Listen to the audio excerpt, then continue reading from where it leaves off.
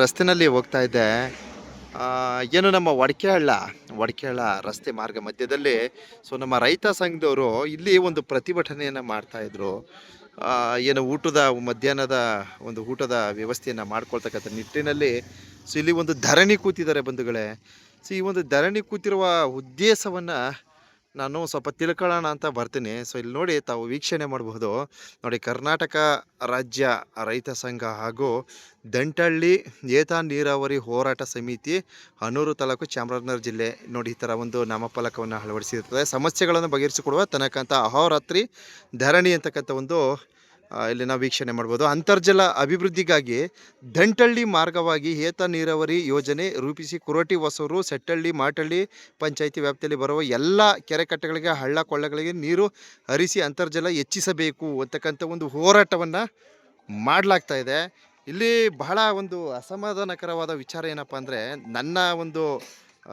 ನಾನು ಕೌದಳ್ಳಿ ಗ್ರಾಮದ ಒಬ್ಬ ಪ್ರಜೆಯಾಗಿದ್ಕೊಂಡು ನನ್ನ ಒಂದು ಅನಿಸಿಕೆಯನ್ನು ವ್ಯಕ್ತಪಡಿಸ್ತೀನಿ. ನೋಡಿ, ನಮ್ಮ ಸುತ್ತಮುತ್ತ ಹಳ್ಳಿಯ ಏನೋ ಕುರಟಿ, ಹೊಸೂರು ಇರ್ಬೋದು, ಮತ್ತು ಸೆಟ್ಟಳ್ಳಿ ಇರ್ಬೋದು, ಹಾಗೆ ಮಾಟಳ್ಳಿ ಪಂಚಾಯಿತಿಯ ಎಲ್ಲ ಜನತೆ, ರೈತ ಬಾಂಧವರು ಸೇರಿ ಇಲ್ಲಿ ಒಂದು ಧರಣಿಯನ್ನು ಮಾಡ್ತಾ ಇದ್ದಾರೆ.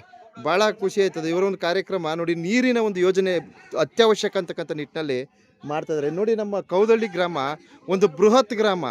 ನಮ್ಮ ಕೌದಳ್ಳಿ ಗ್ರಾಮದ ಯಾವ ಒಬ್ಬ ರೈತ ಸಹ ಇಲ್ಲಿರ್ತಕ್ಕಂಥ ರೈತ ಬಾಂಧವರಿಗೆ ಒಂದು ಸಹಕಾರವನ್ನು ನೀಡದೇ ಇರೋದು ಬಹಳ ಅಸಮಾಧಾನಕರವಾದ ವಿಚಾರ ಅನಿಸ್ತು. ಇದು ನಿಜಕ್ಕೂ ನಮ್ಮ ಭಾಗವಾಗಿ ತುಂಬ ಅತ್ಯವಶ್ಯಕ. ಯಾಕಂದರೆ ನಮ್ಮ ಕೌದಳ್ಳಿ ಗ್ರಾಮದಲ್ಲಿ ಇವತ್ತಿಗೂ ಸಹ ಕುಡಿಯೋಕ್ಕೆ ನೀರಿಲ್ಲದೆ ಪರದಾಡ್ತಕ್ಕಂಥ ಒಂದು ಸನ್ನಿವೇಶ. ನಮ್ಮ ಕೌದಳ್ಳಿ ಗ್ರಾಮ ಪಂಚಾಯತ್ ಇರ್ಬೋದು, ನಮ್ಮ ಕೌದಳ್ಳಿ ಗ್ರಾಮ ಇರ್ಬೋದು, ನಮ್ಮ ಸುತ್ತಮುತ್ತ ಎಲ್ಲ ಒಂದು ಪರಿಸ್ಥಿತಿಯನ್ನು ಆಲೋಚನೆ ಮಾಡೋದಾದರೆ ಯಾವುದಿಗೂ ಸಹ ನಮ್ಮ ಕೌದಳ್ಳಿ ಗ್ರಾಮಸ್ಥರು ಆಸಕ್ತಿಯನ್ನು ವಹಿಸಲ್ಲ ಅಂತಕ್ಕಂಥ ಒಂದು ನಿಟ್ಟಿನಲ್ಲಿ ಈ ವಿಡಿಯೋನ ಪ್ರಸಾರ ಮಾಡ್ತಾ ಇದ್ದೀನಿ. ಹಾಗೆ ನಮ್ಮ ಸೆಟ್ಟಳ್ಳಿ ಪಂಚಾಯಿತಿ ವ್ಯಾಪ್ತಿ ಮತ್ತು ಕುರಟಿ, ಹೊಸೂರು ಇರ್ಬೋದು, ಹಾಗೆ ಮಾಟಳ್ಳಿ ಪಂಚಾಯಿತಿ ರೈತ ಬಾಂಧವರಿಂದ ಒಂದಷ್ಟು ಮಾಹಿತಿಯನ್ನು ಪಡಿತೀನಿ. ಅವ್ರು ಏನು ಹೇಳ್ತಾರೆ ಕೇಳೋಣ. ಬನ್ನಿ ಅಣ್ಣ, ಎದ್ದೇಳಿ ಅಣ್ಣ. ಯಾರಣ್ಣ ಅಣ್ಣ ನಿಮ್ಮ ಹೆಸರು? ಗುರುಗಳೇ, ನಮ್ಮ ಹೆಸರು ಪುಟ್ಸ್ವಾಮಿ ಅಂತ. ಪುಟ್ಸ್ವಾಮಿ ಅವರು ಕುರಟಿ, ಹೊಸೂರು, ಸೆಟ್ಟಳ್ಳಿ ಪಂಚಾಯಿತಿ ಭಾಗದಿಂದ ಬಂದಿದ್ದೇವೆ. ಫೈನ್.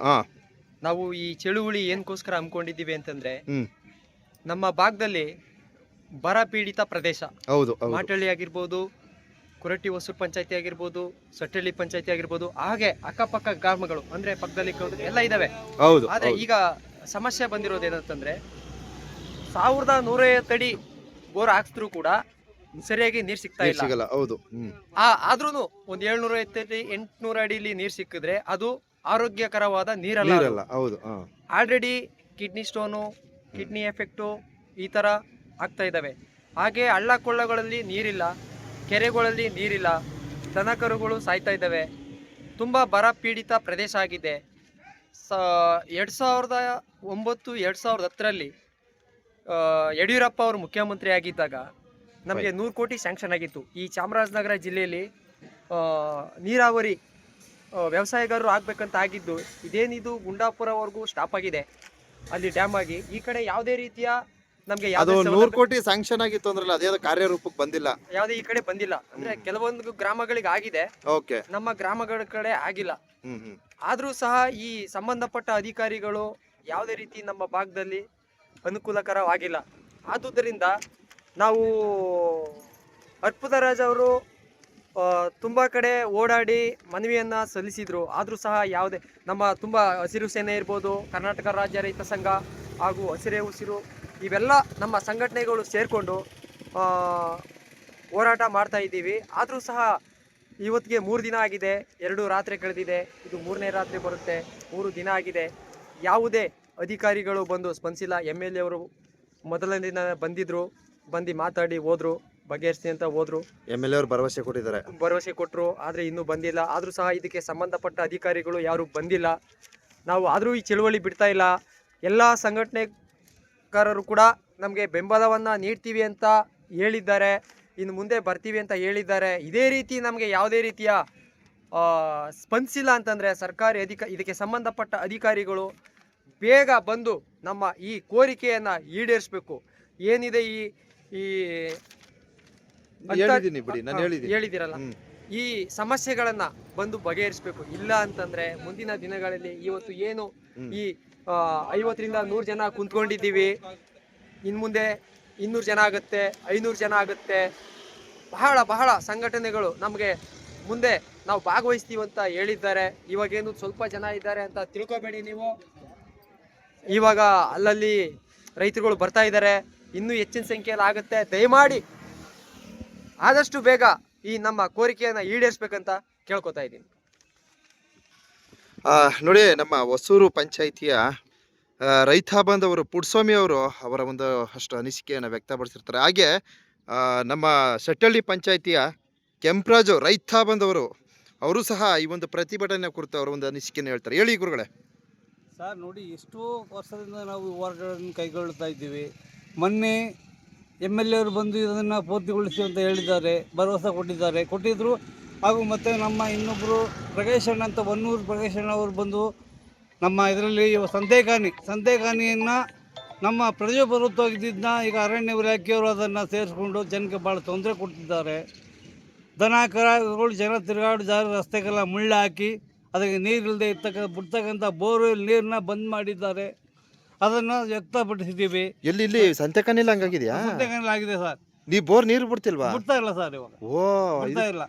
ಅದನ್ನ ನಮ್ಮ DFP ಸಲುವಾಗಿ ನಮ್ಮ ಅಧ್ಯಕ್ಷರು ಕೇಳಿದ್ಗೆ, ಹೌದು ಸರ್, ಇದು ನಮ್ಮ ಅರಣ್ಯದಲ್ಲ, ಸರ್ಕಾರದ ಇದು ಅಂತ. ಸರ್ಕಾರ ಇದಾದ್ಮೇಲೆ ನೀವು ಯಾಕೆ ಅಲ್ಲಿ ಗಿಡ ಸಾಕ್ಬೇಕಿತ್ತು? ಹೌದು, ಗಿಡ ಎಲ್ಲ ಸಾಕಿದ್ರು. ಹೌದು, ಯಾಕೆ ಸಾಕ್ಬೇಕಾಯ್ತು? ನಮ್ಮವ್ರು ಬಿಟ್ಕೊಡ್ಬೇಕು.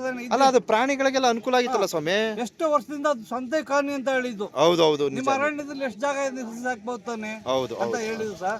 ಅದನ್ನ ಬಿಟ್ಕೊಡ್ತೀವಿ. ಏನೋ ಬಂದ್ರು ಯಾವ್ದೋ ತೊಂದರೆ ಕೊಡೋಣ ನಾವು ಬಂದೋಗ್ಲಿಂತ. ಯಾವ್ದಪ್ಪ ನೀವು ಕೊಡ್ತಾ ಇದ್ರ? ಆದ್ರೆ ನಮ್ಮ ಮನೇಲಿ ನಾವು ಊಟ ಮಾಡೋದು ಹೆಂಗಿದೆ? ನಿಮ್ಮ ಮನೆಯೊಳಗೆ ಊಟ ಮಾಡಿ ಹೋದಾಗ ನೀವು ನಮ್ಮ ಮನೆಯೊಳಗೆ ಕದ್ಕೋದು ಅಂತೀರಾ. ಕದ್ಕೊಳ್ಳೋದು ಅಂದಾಗ ನಾವು ಮಾಡಕ್ಕಾಗಲ್ಲ. ನಮ್ಮನೆ ಬಿಟ್ಕೊಡಿ ಅಂತ ಹೇಳೋಗಿದ್ದಾರೆ ಸರ್. ಇದನ್ನ ಮುಂದೆ ಈ ಪ್ರತಿಭಟನೆ ನೋಡಿ ನಮಗೆ ಯಾವುದೇ ಸರ್ಕಾರಿ ಅಧಿಕಾರಿಗಳು ಬಂದು ಸ್ಪಂದಿಸಿಲ್ಲ ಅಂತಂದ್ರೆ ಇನ್ನು ಮುಂದೆ ಒಂದಕ್ಕೆ 1000 ಆಗ್ಬೋದು, 1000ಕ್ಕೆ 5000 ಆಗ್ಬೋದು. ನಾವು ರೋಡ್ ಬ್ಲಾಕ್ ಮಾಡಿದ್ವಿ. ಇನ್ನು ಮುಂದೆ ಪರಿಕ್ರಮ ನೋಡ್ಬೇಕು ಸರ್. ಇದು ನಿಮ್ಮ ಒಂದು ಹೋರಾಟದ ಒಂದು ಅನಿಸಿಕೆ ಆಗಿದೆ. ಸೊ ನೋಡಿ, ಹಾಗೆ ನಮ್ಮ ಚಂದಾದಾರರು ಪಾದಯಾತ್ರೆಯನ್ನ ಕೈಗೊಂಡಿರ್ತಾರೆ. ಸೊ ಯಾವ್ರಪ್ಪ? ಹೆಗ್ಡಾಡಿಯವರು. ಥ್ಯಾಂಕ್ ಯು ಅಪ್ಪ, ನೀವು ಒಳ್ಳೇದಲ್ಲಿ ಭಗವಂತ ಮಾದೇಶ್ವರ ಒಳ್ಳೇದು ಮಾಡ್ಲಿಕ್ಕೆ ಕಣ್ರಪ್ಪ. ಒಯ್ದು ಬನ್ನಿ ಸರ್. ಇಲ್ಲಿ ನಮ್ಮ ರೈತ ಬಾಂಧವ್ರದ್ದು ಒಂದು ಸ್ವಲ್ಪ ಅನಿಸಿಕೆ ತಗೋತಾ ಇದೆ. ಒಯ್ದು ಬನ್ನಿ ಗುರುಗಳೇ. ಹೇಳಿ ಬ್ರದರ್. ಎಲ್ಲರಿಗೂ ನಮಸ್ಕಾರ. ನಾವು ಮಾಟಳ್ಳಿ ಪಂಚಾಯತ್, ನನ್ನ ಹೆಸರು ಆನಂದ್ ಅಂತ. ನಮ್ಮ ಮಾಟಳ್ಳಿ ಪಂಚಾಯತಲ್ಲಿ ಸದ್ಯ ಈಗ ನೋಡಿದರೆ ಕುಡಿಯೋಕ್ಕೂ ಕೂಡ ಸಹ ನೀರಿಲ್ಲ. ಮಳೆ ಬಂದರೆ ನೀರು ಬರುತ್ತೆ, ಬಟ್ ಎಲ್ಲ ಕೂಡ ಅದನ್ನು ಸೇವ್ ಮಾಡೋಕ್ಕೆ ಯಾವುದೇ ಥರ ಕೆರೆಗಳಿರಲ್ಲ. ಕೆರೆಗಳನ್ನ ಬರುವ ದಾರಿನ ಮುಚ್ಚಿ ಅದು ಹಳ್ಳಕ್ಕೆ ಸೇರುವ ಥರ ಮಾಡಿದ್ದಾರೆ. ಈಗ ಅದು ಕಂಪ್ಲೀಟ್ ತಮಿಳ್ನಾಡಿಗೆ ಹೋಗಿ ಸಮುದ್ರಕ್ಕೆ ಸೇರ್ತಾ ಇದೆ. ಆದ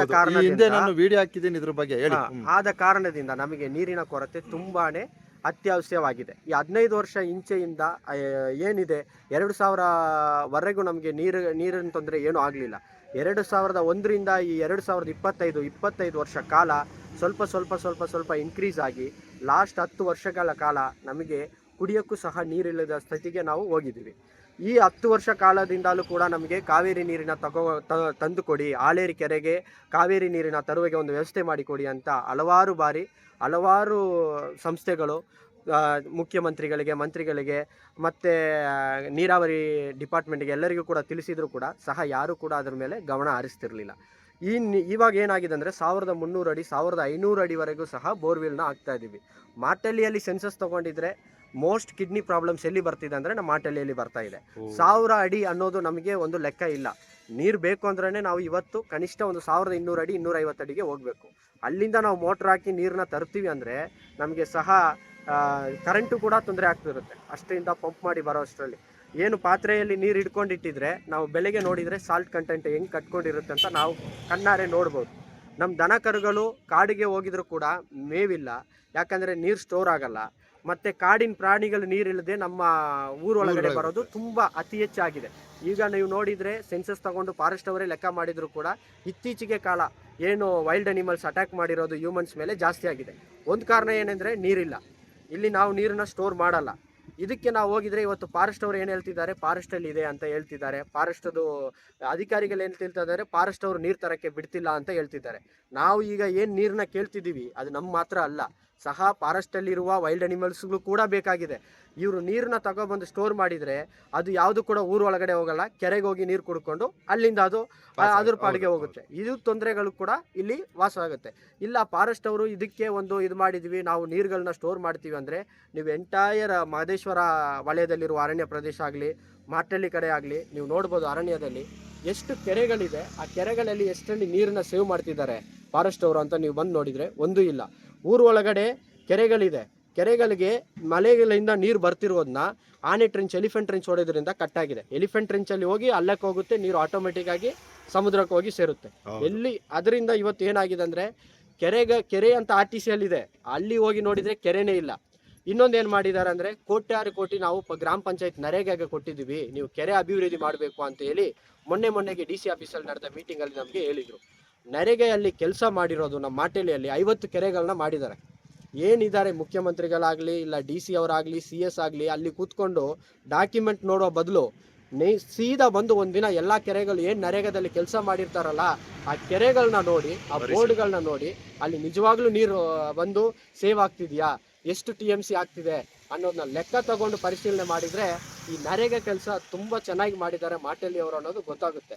ಈ ವ್ಯವಸ್ಥೆಗಳಿರುವಾಗ ಕಾವೇರಿ ನೀರು ನಾವು ಏನಕ್ಕೆ ಕೇಳ್ತಿದ್ದೀವಿ ಅಂದರೆ, ಒಂದು ಕೇಳಿದರೆ ನಿಮಗೆ ಇಷ್ಟು ಕೋಟಿ ಕೊಟ್ಟಿದ್ದೀವಪ್ಪ ನರೇಗಾಯಿಂದ ಕೆರೆ ಅಭಿವೃದ್ಧಿ ಅಂತ ಮಾಡಿದ್ದಾರೆ, ಅದರಿಂದ ನಿಮಗೆ ನೀರು ಸಾಕಾಗಿಲ್ವಾ ಅಂತ ಕೇಳ್ತಾರೆ. ಕೆರೆ ಅಭಿವೃದ್ಧಿ ಅಂತ ಮಾಡಿ ಕೆರೆಗೆ ನೀರು ಬರುವ ದಾರಿನೇ ಮುಚ್ಚಾಕ್ಬಿಟ್ಟು ಕೆರೆ ಅಭಿವೃದ್ಧಿ ಮಾಡಿದರೆ ಏನು ಮಳೆ ಬಾಣದಿಂದ ಸೈಡಕ್ಟ್ ಬಂದು ಕೆರೆ ತುಂಬುತ್ತಾ? ಅದು ಒಂದಿಲ್ಲ. ಎರಡು ಏನಾಗಿದೆ ಅಂದರೆ ಮಳೆ ಬಂದರೆ ಮಾತ್ರ ಹಳ್ಳಗಳಿಗೆ ನೀರು ಬರೋದು.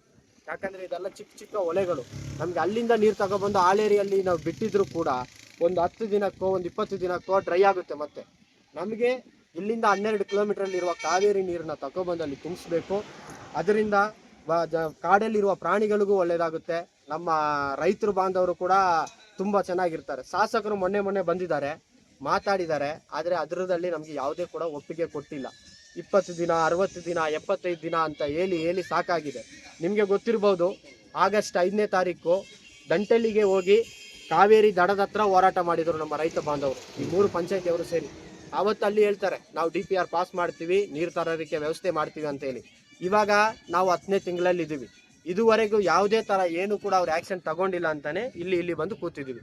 ಸಹ 3 ದಿನ ಆಗಿದ್ರು ಕೂಡ ಇಲ್ಲಿರುವ ತಹಸೀಲ್ದಾರ್ ಆಗಲಿ, ನೀರಾವರಿ ಇಲಾಖೆಗಳಾಗಲಿ ಯಾರು ಬಂದು ಮಂಜುನಾಥ್ ಅವ್ರು ಬಿಟ್ಟು ಬೇರೆ ಯಾರು ಕೂಡ ನಮ್ಮನ್ನ ಬಂದು ಮೀಟ್ ಆಗಿಲ್ಲ. ಏನಕ್ಕೆ? ರೈತರಂದರೆ ಬೆಲೆ ಇಲ್ವಾ ಅನ್ನೋದು ನಮಗೆ ಗೊತ್ತಾಗ್ತಿಲ್ಲ. ಯಾರ್ಯಾರು ತಟ್ಟೆಯಲ್ಲಿ ಅನ್ನ ಹಾಕ್ಕೊಂಡು ಕೈ ಹಾಕ್ತಾರಲ್ಲ ಅವರು ಪ್ರತಿಯೊಬ್ಬರು ಕೂಡ ಈ ಅಣೂರು ತಾಲೂಕಲ್ಲಿರುವ ಇಲಾಖೆಗಳಲ್ಲಿ ಇರೋರು ನಮ್ಮ ರೈತ ಬಾಂಧವ್ರನ್ನ ನೆನೆಸಿ ಇವರಿಗೆ ಒಂದು ವ್ಯವಸ್ಥೆ ಮಾಡಿಕೊಡಲಿ ಅನ್ನೋದು ನಮಗೆ ಒಂದು ಕೋರಿಕೆಯಾಗಿ ಇಲ್ಲಿ ಇಡ್ತಿದ್ದೀವಿ ಸರ್. ಅದ್ಭುತ. ಹಾಂ ನೀರು ಬೆಳಗ್ಗೆ ಇಸುವುದು. ಎಷ್ಟು ಟ್ಯಾಂಕರ್ ಟ್ಯಾಂಕರ್ ಇಸ್ತೀವಿ. ಕೋಳಿಗೆ ನೀರಿಲ್ಲ, ದನಕ್ಕೆ ನೀರಿಲ್ಲ. ಎಷ್ಟು ಟ್ಯಾಂಕ್? 800 ರೂಪಾಯಿ, 1000 ರೂಪಾಯಿ. 800 ರೂಪಾಯಿ ಒಂದು ಟ್ಯಾಂಕ್, 1000 ರೂಪಾಯಿ 800 ರೂಪಾಯಿ. ಅದೇ ಎಷ್ಟು ಟ್ಯಾಂಕ್ ಅಂದ್ರೆ 1000 ಲೀಟರ್ದ? 5000 ಲೀಟರ್ದು. ಅದ್ರ ದುಡ್ಡು ಕೊಟ್ಟು ತಗೋಬೇಕು, ಟ್ಯಾಂಕಲ್ಲಿ ಓಡಿಸ್ಕೋಬೇಕು. ಸ್ವಲ್ಪ ಇರುವರು ಬೋರ್ವೆಲ್ ಎತ್ತಾರೆ, ಇಲ್ಲದವ್ರು ಏನ್ ಮಾಡೋದು? ದನಗೆ ನಮ್ಗೆಲ್ಲ 800 ರೂಪಾಯಿ, 1000 ರೂಪಾಯಿ. ಜಾಗ ಇಲ್ಲ. ಹೌದು. ಆಮೇಲೆ ಅವರು ಎಷ್ಟು ಅಂತ ಹೂಡ್ದರು. ಎಷ್ಟು ಕನ್ನಡಿಗರು ತಮಿಳುನಾಡು ಹೋಗಿ ಸಮುದ್ರ ಮುಟ್ಟುತ್ತದೆ. ಹೌದು. ನಮ್ಮೂರಿಗೆ ಯಾಕೆ ಬರ್ತಾ ಇಲ್ಲ? ನಿಜ. ಇಲ್ಲಿ ಸಾಲ ಮಾಡ್ಕೊಂಡು ಅವನು ನೀರು ಹೆಂಗ್ ತಗೊಳ್ತಾನೆ? ಹೌದು. ರೂಪಾಯಿ ಹಾಕಿ ನೀಟಾಗಿ ಅದು ಹೊಡಿಬೇಕಂದ್ರೆ ಕಾವೇರಿ ಎಷ್ಟು TMC ಸಮುದ್ರ ಹೋಗಿ ಮುಟ್ಬಿಟ್ಟು ರಿಟರ್ನ್ ಬರ್ತದಲ್ಲ. ಹೌದು. ಕಾವೇರಿ ವೇಸ್ಟ್ ಆಗಿರೋ ತಗೊಂಬಂದು ನಮ್ಮೂರ್ಗೆ ಬಿಡಿ. ಹೌದು, ವ್ಯವಸ್ಥೆ ಮಾಡ್ಕೊಡಿ. ಖಂಡಿತ. ನೀರು ಹೋಗಿಲ್ಲ ಅಂದ್ರೆ ಅವ್ರು ರೋಡ್ಗೆ ಬರ್ತಾರ? ಹೌದು. ಒಂದು MP MLA ಮನೆಗೆ ನೀರು ಹೋಗಿಲ್ಲ ಅಂದ್ರೆ ಅವ್ರ ಟ್ಯಾಂಕ್ ಅಲ್ಲಿ ನೀರು ತರಿಸ್ಕೊಳ್ತಾರ? ನದಿಗೆ ಹೆಂಗ್ ನೀರು ಹೋಗ್ತದೆ? ನಮ್ಗೆ ಯಾಕೆ ನೀರು ಬರಲ್ಲ? ಪಂಚಾಯತ್ ನೆಂಬರ್ಗಳ ಮನೆಯಲ್ಲೆಲ್ಲ ಹೋಗಿ ನೋಡಿ, ಅವ್ರಿಗೆ ನೀರು ಸಮಸ್ಯೆ ಇದೆ ಅಂತ. ನಮ್ಗೆ ಮಾತ್ರ ಯಾಕಂದ್ರೆ ಪ್ರತಿ ಜನ ಸಾಯಿಸ್ತೀರಿ? ಖಂಡಿತ ಇದೊಂದು ಮನವಿ ಆಗ್ತೀನಿ ಸ್ವಾಮಿ. ಸರ್ಕಾರ ರೈತರ ಪರ ಇರೋದು ಸುಮ್ಮನೆ ಸುರುಳು. ರೈತರ ಪರ ಇದಲ್ಲ, ಅವ್ರ ಮನೆಗೆ ನೀರು ತುಂಬಿಸ್ಬೇಕು.